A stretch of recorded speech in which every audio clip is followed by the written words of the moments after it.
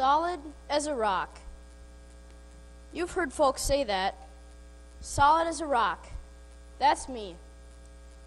I've been around a long time. As a matter of fact, almost since the beginning of time. Just hanging around. I'm no fancy gemstone, just big, rough, heavy, strong, solid as a rock. Immovable, they say. I don't mess around much, and folks don't mess around with me. I'm stable. There are many times that I've been mentioned in history, like build your house on the rock, or the strength of a cornerstone for building. That's me, strong to the end. Yet, like everything in this world, I'm not indestructible. Let me tell you about a special time in my being. One day, a couple of men began pounding on me, chipping away at me, taking off some of my rough edges. Didn't they like my looks? If I could live with it, what did it matter to them? But they kept on chipping away. I could tell they were making me smoother, round, like a wheel. Now, I couldn't imagine that they were going to use me as a wheel. Come on now. I'm far too heavy and large. Besides, they make wheels out of wood now, not stone anymore. But the longer they worked, the more I looked like a wheel. Flat on the front and back, round on the sides. I kind of liked my new look. I began to wonder, was I going to be a grinding wheel? That idea rubbed me the wrong way. Who wants to spend an entire lifetime going around in circles? Then I realized that children would be climbing all over me, and worse yet, birds would be perching above me. That's not for me. After a short time, the men were finished pounding on me. They tilted me up. Oh boy, what a strange feeling.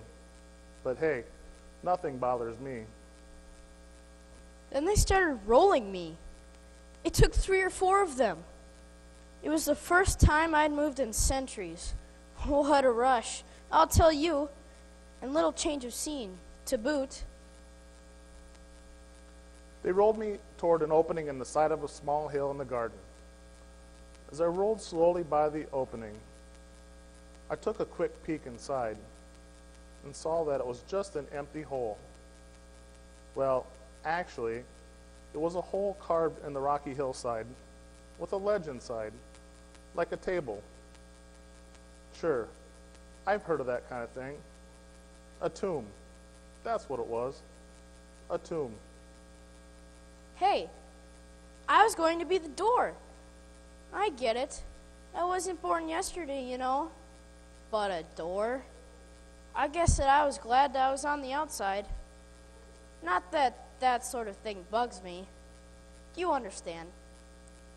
After the men rolled me past the opening, they leaned me against the side of the hill.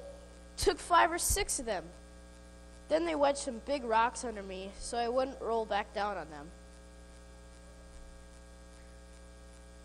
So there I was, hanging out again, waiting. And something began to bug me. Now, why did they need a stone in the first place? Why did they have to seal a tomb? The dead person wasn't going to get out. You didn't have to lock him inside. So all I could think about was that my job was to keep others out, like animals, children, and maybe even robbers poking around. Who knows what they might do? I mean, can't they have some respect for the dead? That's it. That's my job, to keep people out forever and ever. Yeah, I can handle that. So like I said, there I was, hanging around waiting. And I began to hear things, rumblings, murmurings through the underground. That's the way it was with our kind. Rocks and stones and dirt. We kind of stayed in touch, you might say. seemed there was a crucifixion taking place not too far from here. In fact, I looked up and I saw the crosses. Not that that had much to do with me, because crucifixions were for criminals. They usually just took the bodies and tossed them into a pit when they were dead. That's when you really saw the dogs and the birds. Those poor folks never made it to tombs like this one. They were only for rich people, especially with a door like me. Anyway, just about noon, the whole world got real dark. I mean, eerie dark. Not just slightly overcast with a chance of scattered showers. I mean, dark, dark. And it lasted for 3 long hours. There was something very strange going on. I was feeling these strange vibrations. The ground beneath me was starting to shake and to heave as though it was getting ready to explode. Then it happened. It was a full-fledged earthquake. The ground shook so hard that I almost fell over on my face.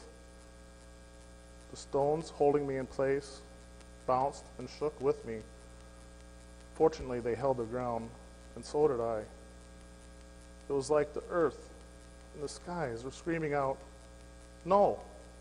No! Stop!" Then the sky cleared. And in the light, I saw them take the bodies off those 3 crosses that were standing up on the hill. And the one cross from the middle, I saw people gather around it and lift it up, slowly, carefully. I saw some people walking this way. A couple of men, 2 women. They were carrying the limp body. When they got here, they laid the dead man on the ground.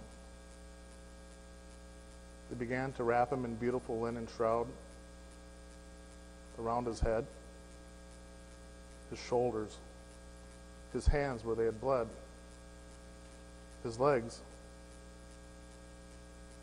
They lifted him so tenderly.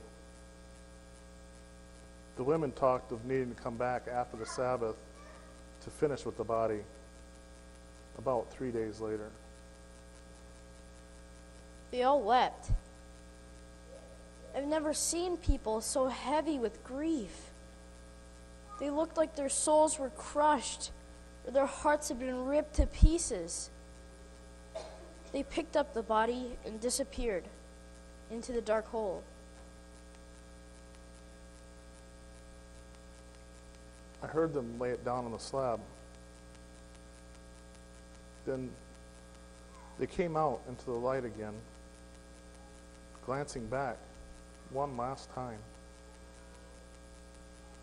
One man moved the stones that held me back and rolled me down in front of the tomb. Then they left.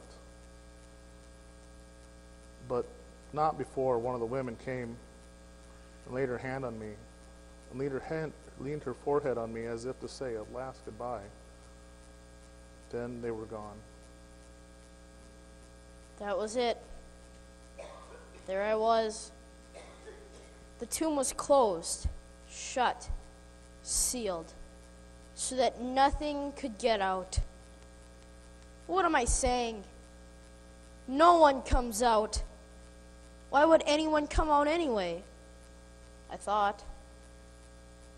Then in the evening, the government guards arrived. What an insult! What foolishness! Here I am, heavy, huge, strong, and as hard as a rock, and they send government guards to make sure this tomb stays closed? I can do my job. I don't need them. And they were there to make sure no one messed with me. I didn't know how long they planned on staying around. I knew I was setting in for the long haul.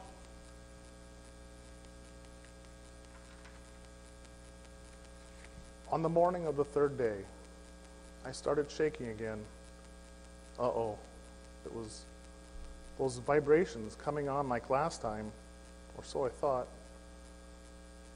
There was an earthquake, all right, but it was like a pair of huge, powerful hands that pushed me right back up the hill. You heard me, except it wasn't an earthquake, and it wasn't hands. It was a power more powerful than anything I've ever seen before. It pushed me up and up, away from the tomb, until the tomb stood wide open. I was in shock, but I wasn't the only one in shock. Remember those government guards who were supposed to make sure I stayed in place? They shook like thin papyrus flapping in a stiff breeze, and then they fell over as if dead. Big, strong government guards. But me?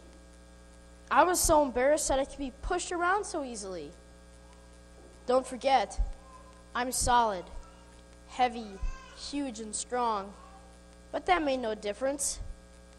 I was being moved, and the tomb stood wide open. If you find all that hard to believe, you haven't heard anything yet. Are you ready for this? As I was being rolled away from the entrance to the tomb, I got a quick glimpse inside. No, you won't believe this, but it's the gospel truth. I was there, so I should know. What I saw inside was nothing. Now wait. Don't laugh. I'm not crazy. What I'm telling you is that there was nothing inside the tomb. Oh, the linen was there, but the body wasn't inside it. The body was gone. Did you hear me? The body was gone. I thought, what's with this tomb? No, what's with this man and me? I became the only part-time tombstone in the history of the world, or at least the stone with the shortest career. Because I know for a fact that Jesus came back to life. All people will come out of their graves when he tells them that it's time. When he comes again, we will no longer hold bodies forever. We only hold them until forever.